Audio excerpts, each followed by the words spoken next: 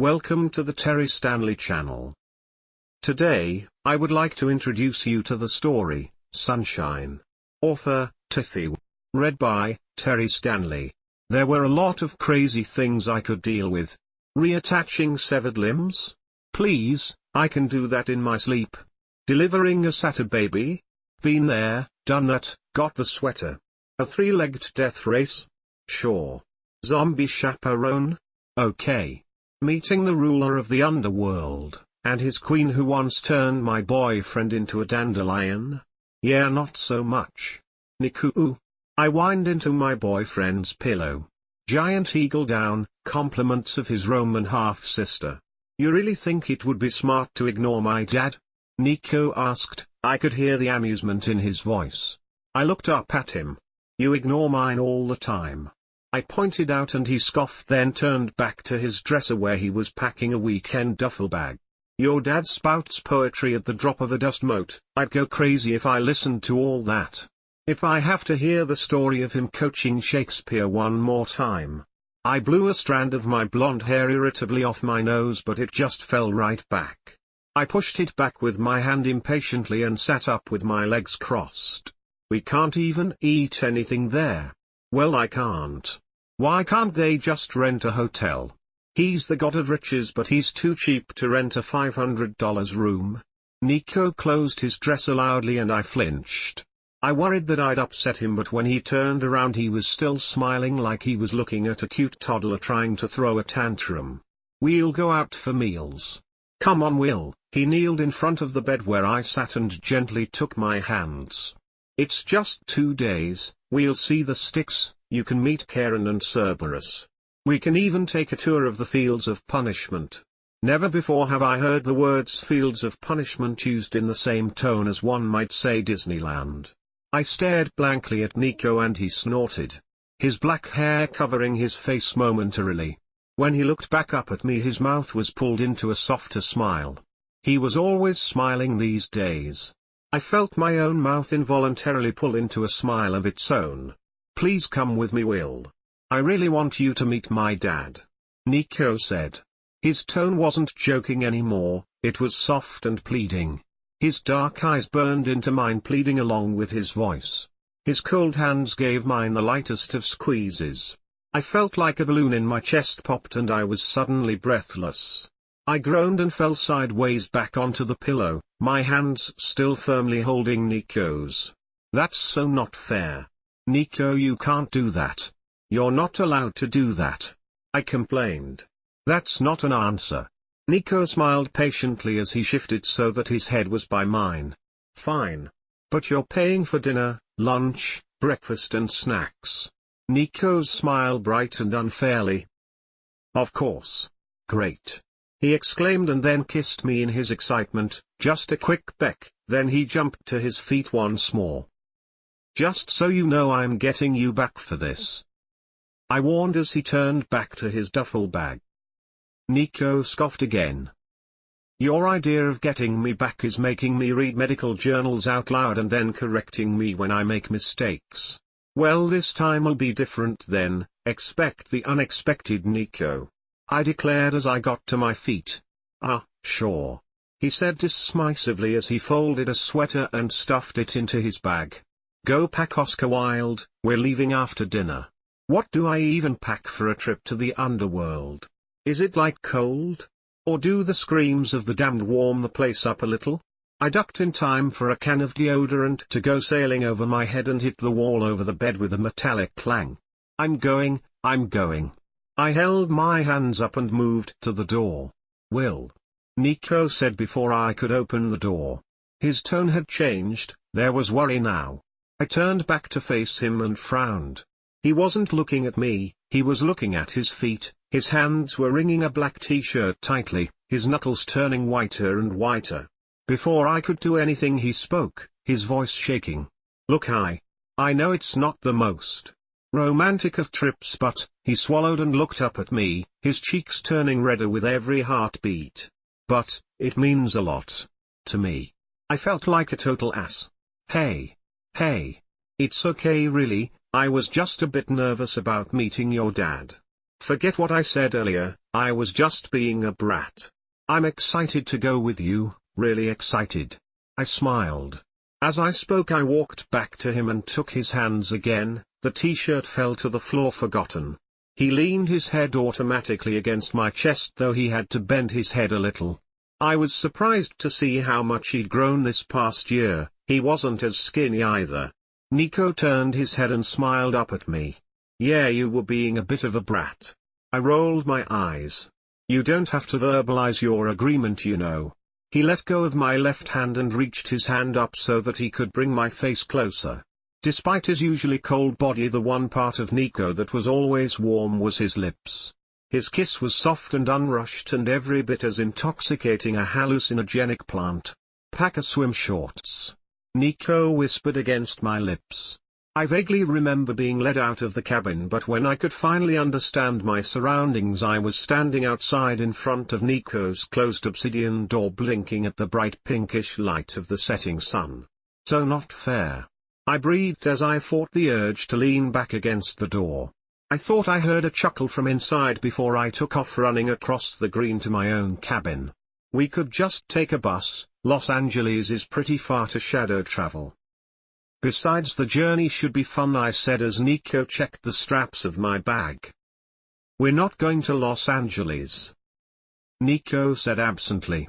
I frowned. But isn't Child of Hades, remember, I have an express pass straight down. He took hold of my arm and led me to the shadow of a large fringe tree. You're just trying to stall again. Will, we're going now, Nico said patiently. As we stepped into the shadows, Nico closed his eyes the same time we heard another voice shout his name. We both turned to see Jason Grace jogging up to us. Great, just in time, he said as he reached us. He held a small square page out to Nico. Nico frowned as he took it but then smiled when he saw what was on it. Ah, I almost forgot. Thanks, Jason, Nico said as he stuffed the note into his jacket pocket. What's that? I asked suspiciously, but Nico pointedly ignored me. You didn't tell him? Jason asked, confused. Tell me what? Nico rolled his eyes. See you around, Grace. He reached up and pushed Jason's glasses against his face by the bridge. Then he took my hand and closed his eyes. The last I saw of Jason was him rubbing his nose and grumbling. Then the shadows closed around us. The familiar suffocating feeling surrounded me and I squeezed Nico's hand instinctively. He squeezed back reassuringly and then we were standing in a dimly lit hallway. Large mahogany doors towered in front of us, the ceiling easily 20 feet high. Fire braziers lit the walls at frequent intervals down the long hallway. Some dark portraits lined the walls, many depicting horrible punishments. I even spotted a Bosch painting of hell and something told me it was the original. We stood on a long blood-red carpet that had been rolled out what was probably the entire length of the hallway with pitch-black tiles lined on either side of it. I tried not to think of the tiles as pits and looked instead at the large intimidating door. Do we knock?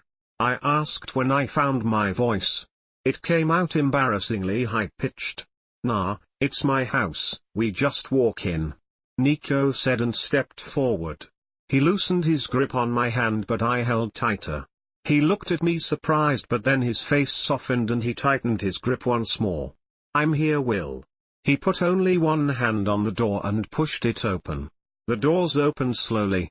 Even when Nico let go of it, it still opened wider and wider as if invisible servants were opening it. The circular room inside was massive. The red carpet stretched right up to a silver dais where a black throne with red velvet cushioning sat. Next to it on the right a smaller throne made of what looked like flowers and twisting vines. Both were empty. I frowned. Torches lined both the walls and the dais but it didn't seem like there was anybody inside. Is this normal? I whispered to Nico. Very, there's probably a lot of work to do today. I told him what time we were coming. Come on, I'll show you around. Nico pulled me along to the left of the thrones to an almost invisible arch. As soon as we stepped into the darkness of the arch we were suddenly in another dimly lit hallway. This one had less paintings of punishment and misery, instead there were expensive vases and suits of armor. "There's nobody here," I said absently. It was true, I hadn't seen a single living or undead creature since coming here. "They're around. What about your stepmother?" The thought of running into Queen Persephone alone was not pleasant. "It's summer, remember, she's on Mount Olympus with her mother." "Thank the gods for that. You think I'd bring you with her around?" Nico laughed. It felt like a huge headache had suddenly been alleviated. "So where are we going?" I asked, walking with a bit more bounce in my step. "My room, drop off our luggage. Then we go sightseeing." I tried not to imagine the sights we'd be going to see. "How often do you come here that you have a room?" I asked. Since the war with the giants last year, Nico hasn't really left the camp. "Oh, I used to live here, you know. Before I settled down." For some reason I tried imagining Nico walking down this long hallway in a black bathrobe carrying a glass of water in the middle of the night. Suddenly he pulled me to the right through another dark arch I hadn't seen. "Here we are," Nico said, smiling at the room. It too was circular with a domed ceiling but much smaller than the throne room. It was more brightly lit than the rest of the castle. The torches in this room seemed brighter. There wasn't much in the room though. A king-sized bed dominated most of the room. A small dresser stood against the wall on the left with a long mirror next to it. On the right stood an easel and an old-fashioned record player on a small table. "You paint?" I asked as my eyes were immediately drawn to the easel. Nico seemed to glare at the easel. "Not well, I tried it out once. It gets boring in the underworld. I forgot to tell them to remove it. Come in, stop hovering in the doorway," he said as he dumped his bag on the bed. I looked behind me in surprise and saw that it was indeed an open doorway instead of an arch. The hallway innocently quiet beyond it. I looked back to the room and Nico was studying a stack of old records. "I forgot about these," he said absently as he flipped through them. I unstrapped my bag and lowered it to the floor when I glanced at the mirror. Now that I was closer I saw that it didn't reflect the room like I thought. Instead it showed a grassy area with various cabins in the dark. A fire burning low in the hearth in the middle of the green. "You watched the camp?" Nico looked up at the mirror and blushed. "You could say I was sentimental," he said uncomfortably. He stopped flipping through the records. "How about we go outside?" He put his hands in his pockets. A sign that he didn't want to talk about the mirror. We got to see Cerberus. Nico went right up to the monster, for lack of a better word, and pet all three of its heads. He said that Cerberus was in a good mood, but I still got the distinct feeling he would eat my hand if I tried petting him. His mouth coiled whenever he looked at me. The souls of the dead walked past me without so much as a glance. Some even walked right through me. I didn't like that. I felt cold in my chest when they did, a cold that lingered. Next we took a romantic walk through the fields of asphodel. Nothing like walking past listless souls with no purpose to set the mood. Nico pointed out some of the souls he knew, those who had been here a while. He showed me where he found Hazel sitting while he was looking for Bianca. He looked sadly at the spot. I knew he really missed his sister. He regretted not being in time to bring her back. Instead she had chosen to be reborn. Now he'd never meet her again. "I'm fine, really." I smiled weakly. Nico pursed his lips. "It's not really that bad, and you get to see a lot of famous bad guys. Hitler's a riot." My stomach flipped uneasily. "I'm sure the fields of punishment would be lovely, but I'd rather not," I said bluntly. Surprisingly Nico's face didn't droop or look disappointed. "Okay, how about we go back to the castle then? My dad should be back by now." Nico took my hand once more. I glanced up at the sky. There was no sun in the underworld. The chill in my chest wouldn't go away. "How do you tell time here?" Nico considered the question before answering. "I'm not sure, I usually just know." He shrugged as we walked up the castle steps. Before we reached the entrance what seemed like a cloud of black shadows condensed in front of us. A humanoid figure formed and then a tall man stood in front of us wearing what looked like a cloak of moving shadows. It looked like screaming faces were trying to push their way out of it. "Father." Nico exclaimed. I looked at the man's face again. There was no doubt this was Nico's father. They had the same pale skin and pitch-black hair, although Hades was a bit longer. His eyes were also black as he turned his scrutinizing gaze on me. Son, was all he said. I figured that must have been his equivalent of a hug. We were just on our way to see if you were back. Nico said, his words seemed a bit forced though, like he wasn't used to making small talk. I have just returned, lots of new souls today. Hades replied. In all the time he hadn't taken his eyes off me. I probably should have said something but honestly I was too terrified. Does the boy speak? I realized a second later that the question was directed at me. From the corner of my eye I saw Nico looking nervously at me. Yes sir Mr. Hades, sir. I managed to say. I felt like I'd offended him with that failure of a sentence. He'd probably put me in that horror clothes of his. What is your name, boy? Hades asked. His tone impatient. Will Solace, sir, I said. I thought I heard Nico laugh and then cough softly to hide it. I suddenly felt very conscious of the fact that I was still holding his hand but I didn't dare let it go. Solace. Interesting, child of that upstart Apollo, eh? Hades said. I fought the urge to facepalm. My dad wasn't exactly the poster child of the gods at the moment. I promised to speak no poetry whilst here, I said, raising my right hand. It was probably a hallucination but I thought I saw Hades crack a slight smile before he turned and entered the castle. I stood there reveling in the fact that I was still alive when I felt Nico squeeze my hand. He likes you, he said, then led me inside. Nico? I whispered into the darkness. We were back in his room. After meeting Hades, Nico suggested we turn in for the night. Hades had disappeared by the time we entered the castle. I tried not to picture him prowling the halls like Dracula. Yeah? His voice came muffled. Sorry, I didn't mean to wake you. I wasn't sleeping, what's up? His voice was clear again. Even though I couldn't see him I knew he was propped on his elbow. Your dad seems a bit more reserved than I thought he'd be. What did you expect him to be like? I don't know. More get away from my son, you mortal, Nico snickered. Instead he seems a bit sad. I felt the blankets shift as Nico changed positions. He's only dramatic when Persephone's around. He misses her. I wasn't lying though, he does seem to like you. He knows what I've been through, what you've done for me.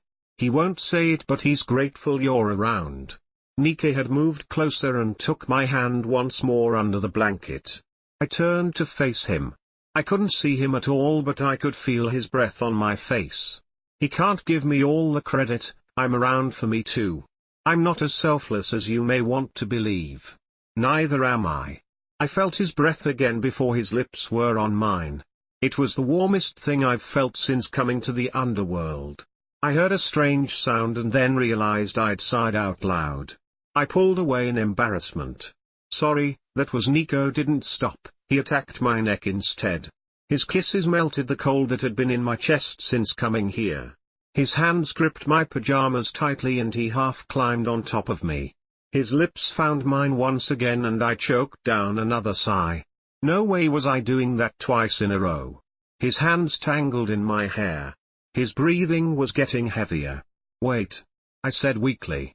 It took a while but he slowed down. He kissed me once more. A slow lingering kiss before he sat up on my stomach. His breathing was labored. Sorry, he said breathlessly. He fell back to the mattress but still clung to me, my own left arm around him. Will? Nico asked, his voice husky now. Yeah? I was still breathing quite heavily. I turned my head to him wishing I could see his face. I love you. A smile spread across my face. I kissed what was either his cheek or forehead before saying I love you too. I woke up to a dim light in the room. The torches around the room were lit once more, the flames making shadows dance across the walls. Nico was still attached to my side. He was frowning as he slept, his lips pursed with his lower lip jutting out. I touched his frowning forehead and the creases relaxed immediately. I extracted myself as best as I could without waking Nico. He mumbled a bit when I moved away, his hands reaching sleepily, but I put a pillow in my place which he happily clung to. I smiled down at him. Nico had no idea how cute he was. I looked at the mirror next to my side of the bed. The sun was just rising over the camp, though no one was up and about yet. I reached out my hand to the sunny patches in the mirror. I imagined how it would feel to have the sun on my skin again. Suddenly I felt clammy and cold. Son of Apollo. A voice from the door made me jump. I spun around quickly, narrowly avoided knocking the mirror over. Hades. I breathed, remembering to keep my voice down. Hades stood with his hands behind his back as he watched me with those black eyes. Walk with me, boy. Hades said, and then briskly walked out of the room, not even waiting to see if I followed. I glanced nervously to Nico, but he was still fast asleep. With no other choice, I slipped on my flip-flops and ran after Hades. I almost fell down when I ran out the door. Instead of the hallway, I stood on a balcony overlooking the underworld. Hades stood with his hands planted on the railing looking over his realm. As usual, I couldn't see the ceiling or sky or whatever it was called. It just looked like a dark abyss. The underworld does not suit you, Hades remarked when he glanced back at me. How can you tell? I asked, walking up next to him. He still scared me, but the encouragement Nico had given me last night seemed to have worked. I am a god, boy, he said seriously and glared at me, then his gaze softened and he looked back at the view. Also, you look like death, and not in the good way. I frowned and Hades swept his hand lazily in my direction. A small square mirror appeared in front of my face, hovering there. I saw what he meant. My usually deeply tanned skin was a bit paler, sweat was collecting on my forehead, dark circles had formed under my eyes, even my hair hung limply around my face. I felt sicker just looking at myself. Suddenly I felt weaker and tired, the cold feeling had returned in my chest, my head felt clouded. I felt like how I imagined having a cold would feel like. A really bad cold. You'll be fine once you reach the surface, Hades said. He was watching me examine myself. He waved his hand, the mirror was gone. I can send you there now if you'd like, he said. I frowned at him. What about Nico? I asked. My voice was beginning to sound congested. Oh, he'll understand, I'm sure. It wouldn't do for him to see you like that, he'd blame himself. He was right. But I shook my head. I'll stay, this is nothing a little breakfast won't fix. My voice died and Hades seemed to look at me triumphantly. I can wait. I'm fine, I said firmly. Well said, Will Solace. But you know it will only get worse the longer you're here. The underworld isn't meant for the living to inhabit, much less the child of the sun god. There is no sun here, therefore your father doesn't exist in this realm. Without the sun you'll get weaker and weaker until you join the rest of the souls. Nico will want to come back here, after all I'm the only family he has left. And of course he'd want to bring you along. How long do you think you'll last until you become one of the dead? Hades' black gaze felt like it was pulling me into a black hole. A shiver went down my spine and I leaned back instinctively. Then I shook my head and clenched my fists tightly. I'll be fine, I said firmly, and met Hades' infernal stare with a defiant stare of my own. After what felt like forever, Hades broke the stare down. Breakfast will be served in the dining hall. I will not be joining you, Hades said, but I thought I spied a small smirk. Then he disappeared in a puff of black smoke. I leaned against the railing of the balcony for a moment. It felt like my strength was dwindling with every passing second. I put my hands together and sang a hymn in ancient Greek. I can't let him see me like this, was all I thought as I sang. When I was done I stood up straighter. I felt a bit better, not 100%, but some of the cloudiness in my head had faded. I walked back through the black arch and once again I was in Nico's bedroom. I turned around to look beyond the door, but once again it innocently showed the hallway. I looked at the mirror again. The sunlight was brighter now. Some campers had emerged from their cabins. Will? Nico said sleepily as he sat up. He rubbed his eyes. I'm here. I said, walking to the bed. I wiped the remaining sweat off my forehead and sat down next to him. "Where were you?" he asked. He'd given up on rubbing his eyes and instead closed his eyes again and laid down on my lap. "I took a walk. It really is a lovely castle." Nico snorted. "Yeah, right." I smiled as I stroked his hair. "You hungry?" he asked after a moment. He turned his head so he was looking up at me. He was squinting against the light. "A little. There's breakfast in the dining room," I said without thinking, but Nico didn't question how I knew that. "Nah, we're going out, put on your swim shorts." He grinned and I narrowed my eyes at him. "Here we are," Nico said, walking up to a wooden shack on the beach. We were in Los Angeles on Santa Monica State Beach. As soon as we got to the surface I felt better. The sun seemed to spread heat all through my body, my head cleared and I stopped feeling cold.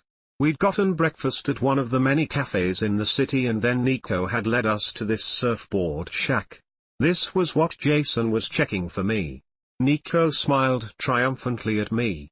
"You can surf?"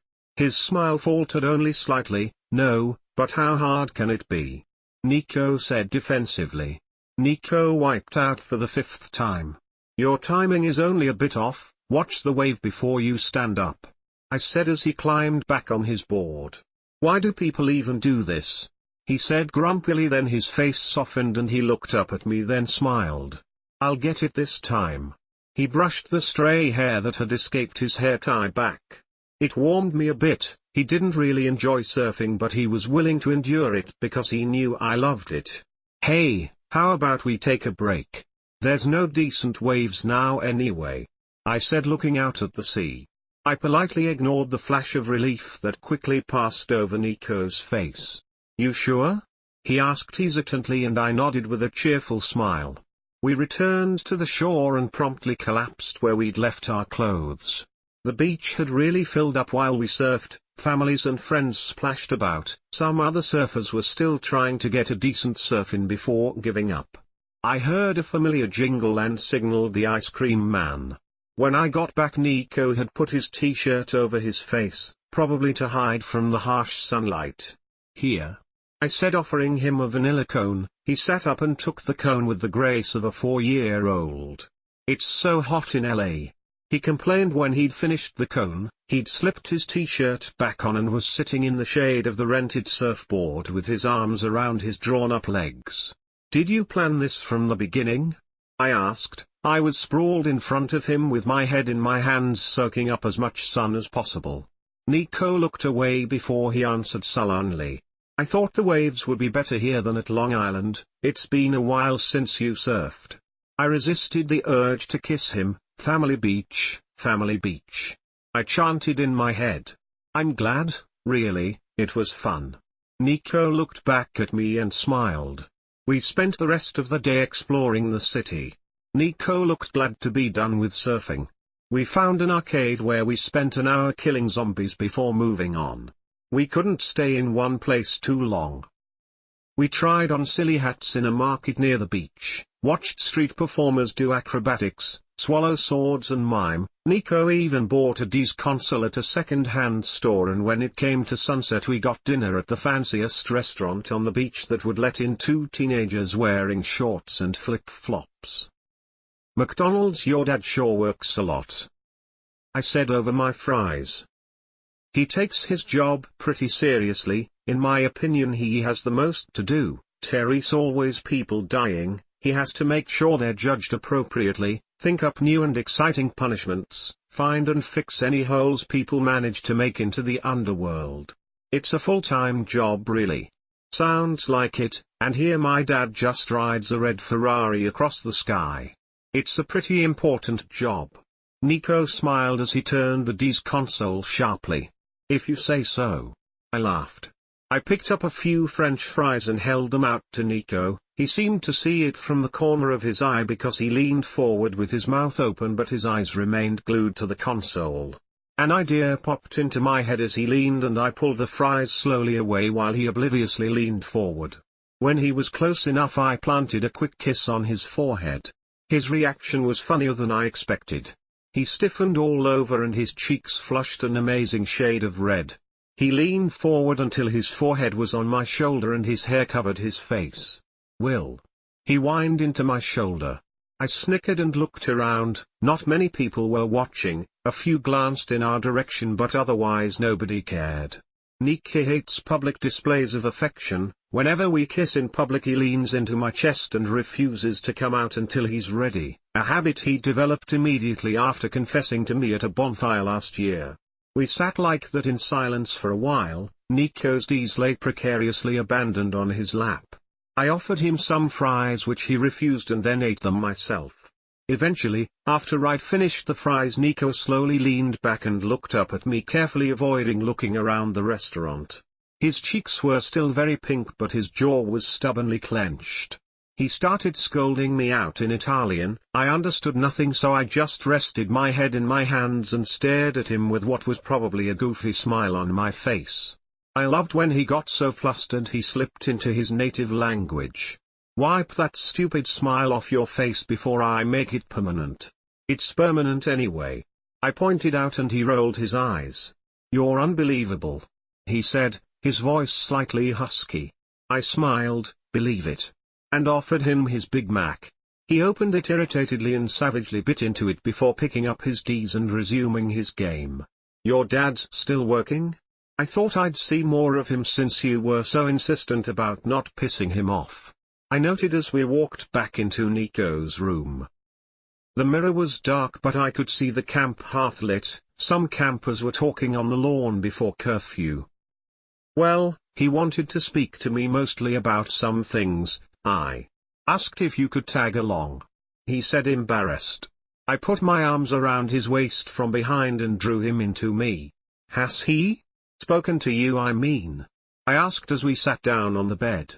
Nico still had the D's console in his hands but it had stopped working when we got to the underworld. "Yeah." He breathed, his breath catching a little as I trailed my index finger up his chest and around his neck. "So Nico." I lowered my voice as I spoke in his ear. His eyes were closed as my fingers trailed up and down his chest and neck. His back had curled into me and he sat on my lap. The now useless D's console had slid to the floor. "What were your intentions bringing me here?"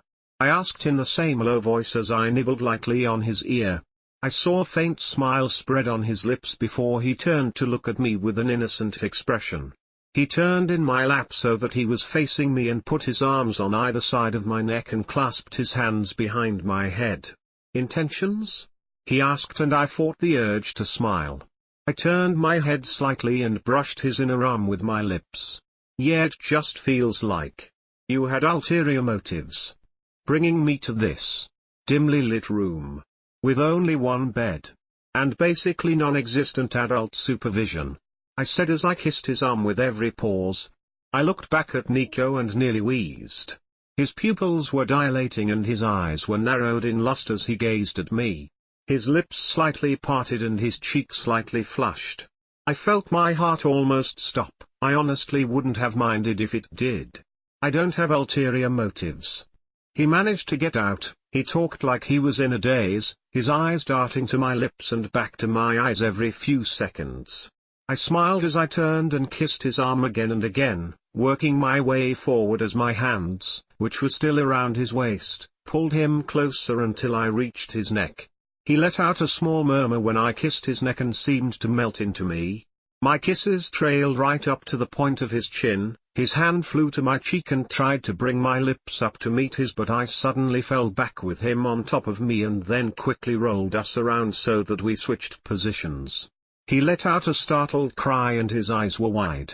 I smiled down at him, my hands on either side of his head. He opened his mouth to speak but I was on his neck once more before he could get a syllable out. When I raised my head again I saw his eyes were closed once more and there were a few red marks on his neck. I trailed my finger along Nico's jaw and he opened his eyes looking straight up into my own. I could feel his heartbeat slowly speed up. The corners of my mouth turned up. My finger trailed to his chin which he lifted up expectantly, but instead of leaning down like he wanted me to, my finger went from his chin to his lips, lightly brushing it. His breathing sped up as well. I saw his hands shaking from the corner of my eyes. He wanted to reach up and pull me down, but he resisted. He was taking this as a personal challenge, to see who would cave first. My face was tantalizingly close now, but I didn't kiss him. I saw the frustration in his eyes. They flickered across my face, trying to read my thoughts, then to my lips. A small gasp escaped his mouth as my finger trailed down his neck to his chest. His heart was really thumping away now. I pressed my palm flat on his stomach and then slid it around his waist, his t-shirt riding up a little, and he arched his back. Slowly I pulled him so that he was on top of me instead, his legs straddling my stomach. My hands were still around his waist. He had kept the same distance between us, his black hair hung like a curtain around his face, tickling my ears. He was close enough that I could see how huge his pupils were as he looked at me. He caved first. His mouth was still opened in a little as he brushed my lips with his. His kiss was slow, but he coaxed my own mouth open. I could feel his heart beating on my chest, my own matching his. My hand slid up his back and he took hold of my left hand without breaking the kiss. His fingers twined with mine against the mattress while his other hand pressed firmly against the pillows next to my head. I sat up and his free hand moved to my shoulder and then my hair. His other hand let go of mine and instead went to my chest, where he slid it up to join the other in my hair. Nico. I breathed against his mouth. He stopped kissing me and instead put his forehead against mine. His hands went from my hair to the back of my neck. My eyes opened to see his dark ones staring at me. I don't like being teased, Will. He whispered huskily. Right. Was all I breathed before bringing my right hand up to cup his cheek and bring his lips to mine once more. Was it possible to be dizzy but at the same time have absolute clarity? That's what it felt like. I couldn't think clearly, but my senses had been heightened so that I felt, smelled, heard, and tasted Nico. He gasped a little as my mouth left a trail of kisses around his neck. My hands traveled up his back into his hair, pulling it lightly so that his head lifted up and I had exposed more of his neck. Will. He whispered my name breathlessly. His hands were now exploring my chest, going down and down until it slipped under the hem of my shirt and they went around to my back, his short fingernails digging lightly into my skin. His hands were slightly rough from sword fighting. The higher his hands went, the more my shirt lifted up, and soon I vaguely processed that he lifted my shirt off of me, but his lips met mine again so quickly that I forgot all about it and I was once again lost in the sensation of his hands roaming my upper body. Will. He murmured again as he pushed me down lightly once more by my shoulders. His hands going around my neck once more as his lips trailed down to my chest. He then planted his hands on my chest and hoisted himself upright. He looked down at me, his eyes half closed, his lips slightly parted and a little swollen. His eyes were still dilated, his pupil covered more than half of his dark brown iris. He brought his hands to the hem of his own t-shirt and in one motion lifted it over his head. The first thing I saw were the 3, parallel, white scars on each of his biceps. His torso was pale and defined. Even though we'd been in the sun for almost half the day, he hadn't tanned a bit. He still didn't lean back down, he still stared at me like I was the only thing he'd ever wanted and ever would want. I figured it was my move. Slowly I slid my hands once again to his waist. His skin was smooth under my hands and cold. I rolled us both over so that I was on top of him instead. His gaze didn't waver and his hair fanned out around him like a black halo. My hands trailed back from his waist to his stomach slowly and then up to his chest, then neck, then his shoulders, down his arms to his hands where I laced my fingers through his firmly. "You're teasing again." He breathed as he looked up at me annoyed. I smiled down at him and brought my lips down to his. The kiss was brief, too brief, but I restrained myself and leaned back to look down at him again. He made a sound of protest and his eyes flew open to glare at me. I laughed softly and leaned down again with my whole body so that our chests were now touching. He tried to let go of my hands so that he could put his hands around my neck and keep me there, but my grip was firm. He gave up on his hands and instead locked his legs around my waist. I laughed again against his lips, which he responded to by lightly biting my lower lip. He kissed me more urgently and tightened his grip on my hands. He sighed my name again and again until I thought I had gone crazy. I let go of his hands and planted them firmly on his shoulders and pulled away from him just a few millimeters, our lips just brushing. He made an impatient sound in the back of his throat. "Slow down," I managed to say breathlessly with my eyes closed and my forehead resting against his. His hands that had been reaching towards me slowly lowered back onto the bed, his breathing slowing down as well, but his heart still hammered away in his chest. I opened my eyes slowly to see him looking up at me apologetically. "I'll behave." He gave a small smile and bit his bottom lip. He bit it for a few seconds and then licked it, and I leaned down once again, his mouth opened eagerly. He wasn't as rushed anymore though, he savored the kiss as if it would be his last. I woke up once again with Nico asleep in my arms. His eyes closed innocently and his breathing even. His arms were around my chest while his face was in my neck. There was no way I could extract myself without waking him. I glanced around the room, but luckily there was no sign of Hades this morning. Saved from that embarrassment, I looked back down at Nico sleeping in my arms. I smiled as the memory of him confessing to me crossed my mind. After he blurted it out, he'd looked at me with such wide eyes I'd thought they would pop out. He'd looked like a trapped animal. I was worried he'd take off running, but he stayed. I'd be eternally grateful to whatever force made him stay. Nico's eyes fluttered against my neck, his eyelashes tickling me a little. He got his eyes to open and looked up at me, then gave me a sleepy smile that melted my heart. "Morning, sunshine," he whispered, using the nickname I usually called him, and my mouth pulled up into a smile of its own. "Morning, sunshine," I repeated, kissing his forehead. He let go of me and I reluctantly let him get out of the bed while I sat up, feeling like he took all the warmth with him. "Whoa, are you okay?" he asked. I opened my eyes to find him leaning over the bed in front of me. I managed a weak smile as my stomach churned uneasily. "I'm great. Just hungry. Breakfast time?" I managed to ask while sweat built up on my forehead. "Well, what's wrong?" Nico asked seriously, his eyes full of concern. I caressed his cheek. "Honestly, I'm great, Will," he said more forcefully. He knelt in front of me now on the bed, his hands on each of my cheeks, forcing me to look him in the eye. His eyes boring intensely into mine. I sighed. "I just need some vitamin D, I'll be fine after breakfast." "Hey, let's even have a tour of the fields of punishment," I said, trying my best to use the same tone he had, though my voice still sounded tired. Nico narrowed his eyes darted to the mirror and then widened as he looked back at me. He sat back on his haunches. "I'm such an idiot," he said and hit his forehead. I grabbed his hand before he could do it again. The look in his eyes as he looked at me broke my heart. "I'm sorry, I wasn't thinking. You're a son of Apollo. Of course bringing you to a place with no sunlight was the worst thing I could have, Nico." I grabbed his face, this time forcing him to look into my eyes.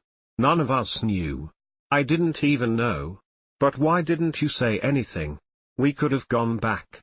"Gods, you're burning up," Nico cried, tears had sprung up in his eyes. "I wanted to stay, you could have died."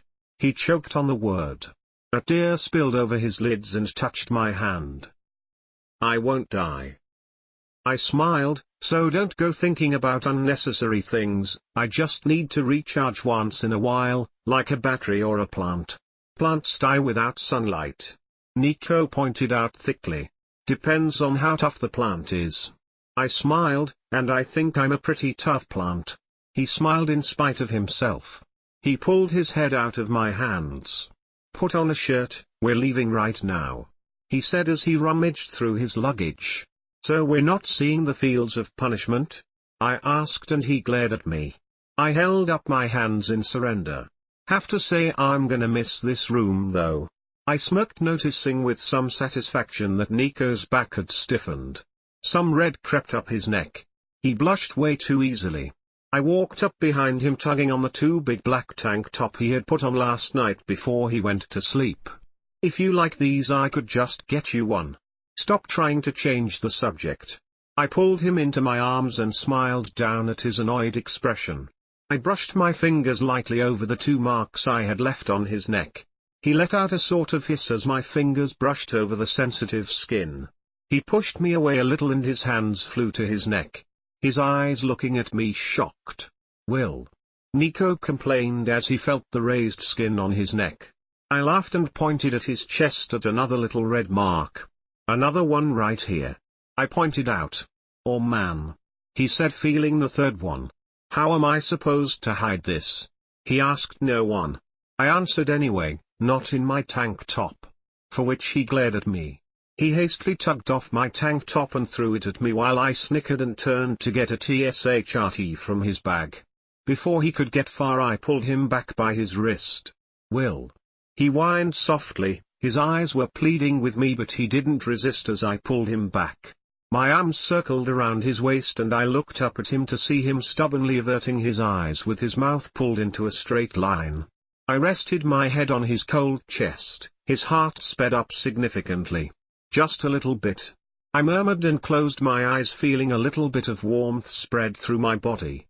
His hands relaxed on my shoulders and slowly he brought them to my hair which he stroked softly. Then I felt cold again. Nico seemed to dissolve in my arms, his touch on my hair becoming smoke. Startled I opened my eyes to white fog. It was all around me, even the solid surface beneath my feet felt unstable as if it would disappear in a second. "Nico!"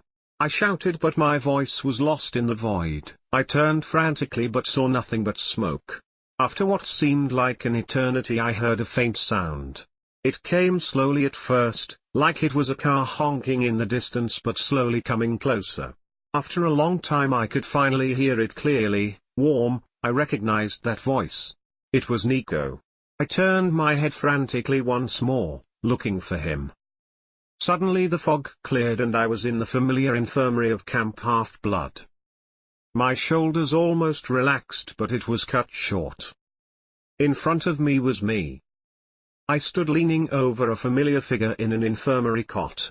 Outside the window the sun was long gone but the infirmary was bustling with patients and my siblings along with some other volunteers. But all my attention was on the pale boy in front of me. I remembered this night, Nico's first night in the infirmary after the giant war ended. I hadn't realized how bad I looked during that time. My skin had turned pale and waxy and there were really dark circles under my eyes.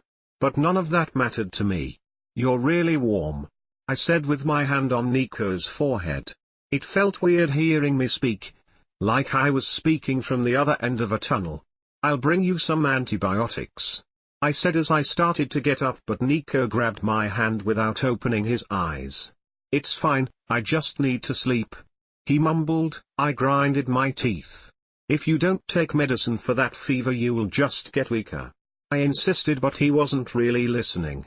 "You're warm," he muttered softly and he squeezed my hand a little, just for a second then his hands started relaxing. He was falling asleep. "Humans are warm when they're alive," he said as he fell asleep. I gazed down at him with wide eyes and then the memory faded. I was back in the fog. But I wasn't just floating anymore, it felt like a current was pulling me towards something. "Son of Apollo.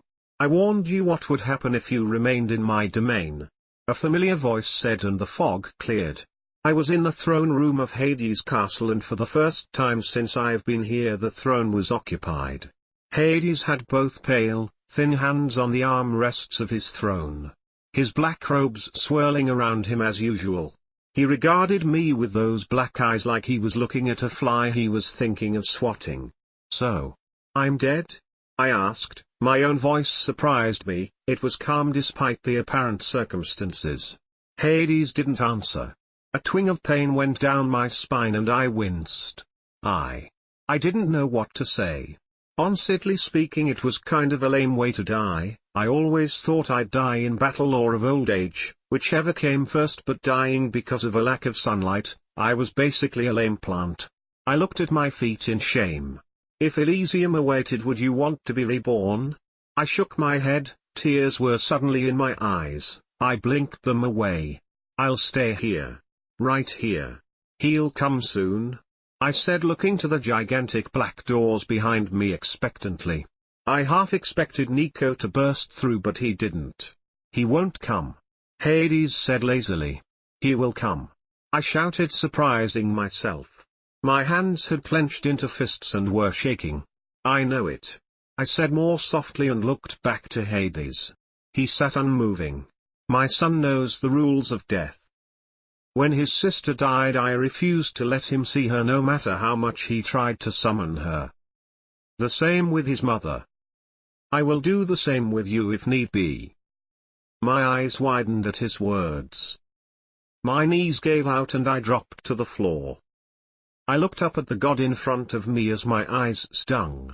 Please. Please just let me see him one more time. Hades' eyes were cold when he spoke again. My son has been banned from the underworld. It is a place for the dead, not the mortal. But as you request, I will let you see him. I looked up at Hades in surprise. Before I could say anything, Hades lazily waved his hand and the throne room was gone, replaced once more by the white fog, and I was being swept along by that strange current.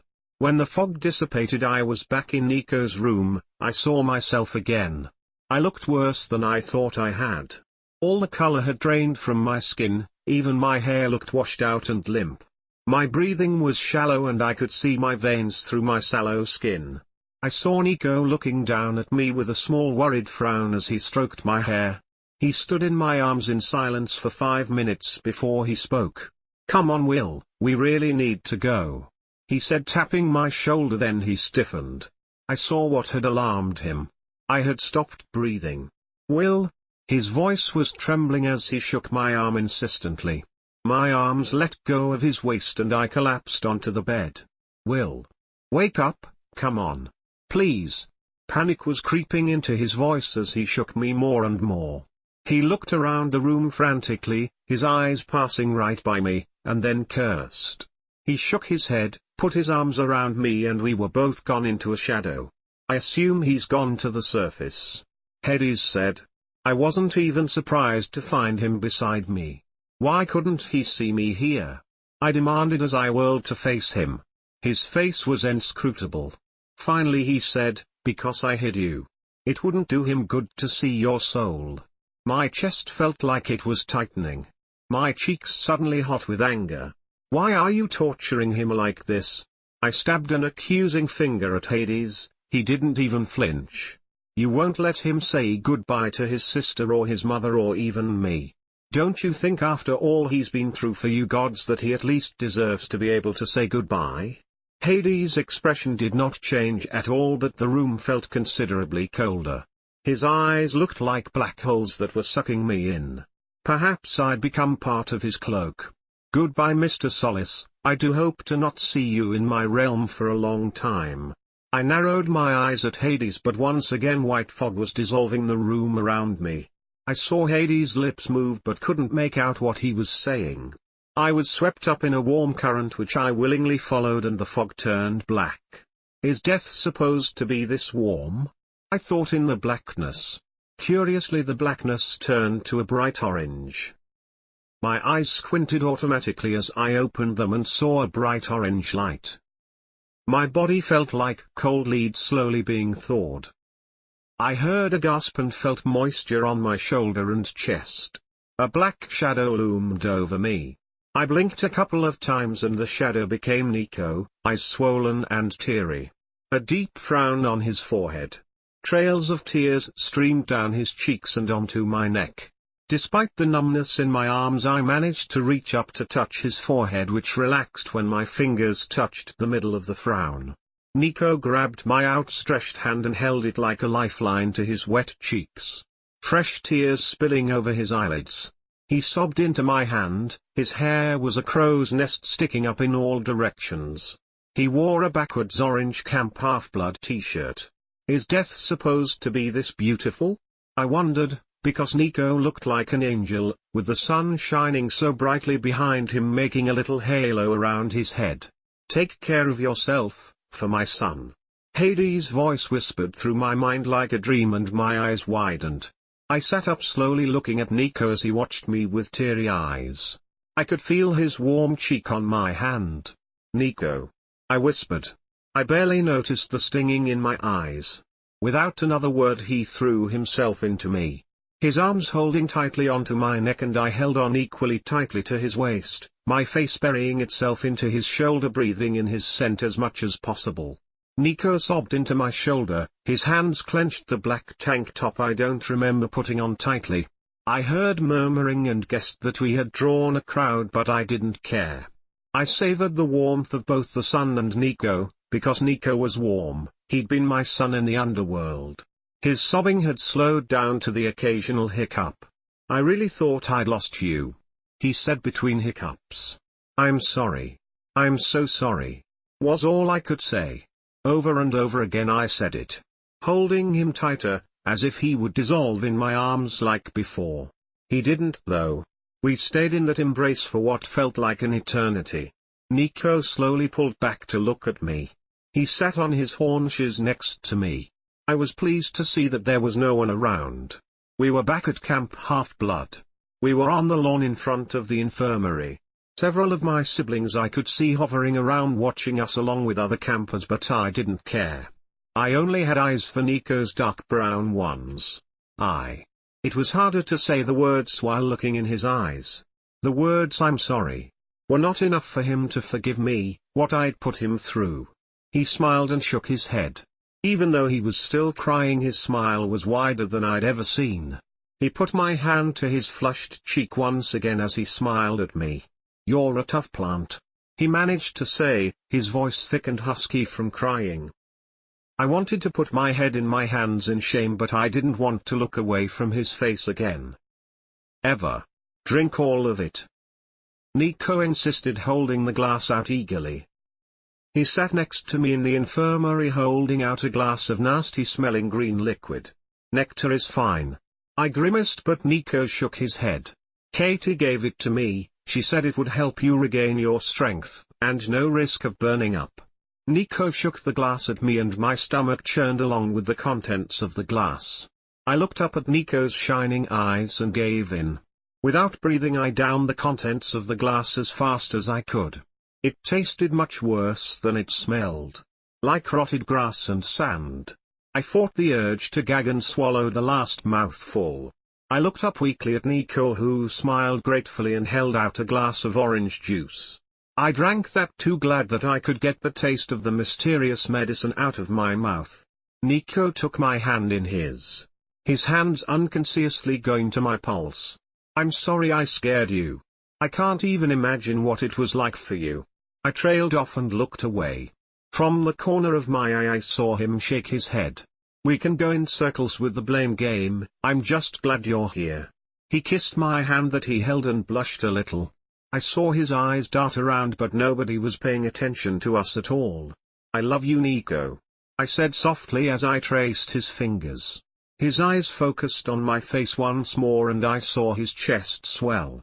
"I love you too, Will," he said and stood up from the chair he sat on. His blush deepened as he came closer and put his hands on the cot. He leaned forward and my eyes widened as I realized what he was doing. He closed his eyes and his lips met mine and I melted with warmth. His lips were like a slow fire licking the coals in a winter hearth. His hand found my rapidly burning cheek and he cupped it gently. Automatically my hands found his waist and I pulled him closer, almost making him lose balance on the bed. Instead his other hand went to my shoulder to steady himself. His breath tasted like cinnamon strangely and orange juice. I opened my eyes a fraction and nearly made another embarrassing sound at the sight of Nico's expression. He didn't stop kissing me or open his eyes, instead his other hand cupped my other cheek and held me there. Not that I had any intention of escaping, I was just grateful for Nico's long hair that curtained our faces somewhat from the view of the infirmary. But I didn't care who watched. As far as we knew, we were in our own little bubble. The kiss wasn't urgent at all, I didn't have to remind him to slow down, it was slow and deliberate like he wanted me to remember it for years. And I would. Not everyone was lucky enough to be kissed by an angel every day. Author note: hope you guys enjoyed that ending. I cried after rereading it. And while writing it, lol. Also